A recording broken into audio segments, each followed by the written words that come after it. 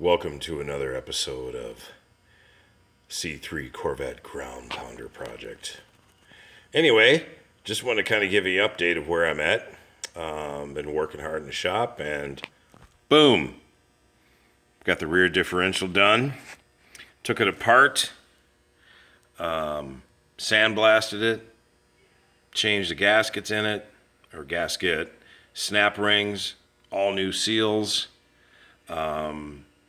Inspected the yokes, gears, ring and pinion looks good. No sharp edges. Been wearing nice for 52 years. I'm really blown away about that because it's a 4-speed, and usually in the 4-speed cars you see a lot of wear because people want to get down on it. But anyway, yeah, so 3 coats of paint, 3 coats of clear. It's still drying. I lay it on kind of heavy because I want it to last.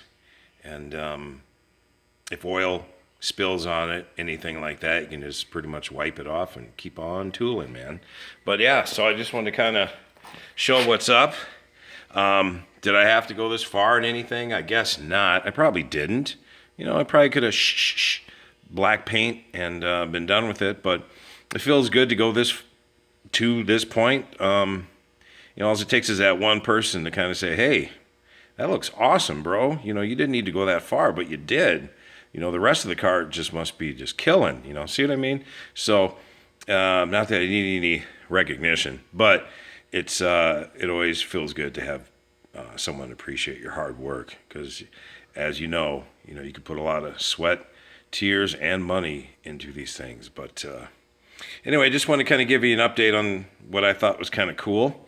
Next, I'm going to be dwelling into the frame, cutting out some rusty pieces of metal, replacing them. So, stay tuned for that, and if you'd like to subscribe and comment, that would be much appreciated.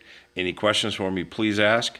I do this all the time, and it's a lot of fun, and it's creating things like this that is all worth it to me. So on that note, man, wherever you are in the world, good morning, good afternoon, good night, and I'll be talking to you later. Bye.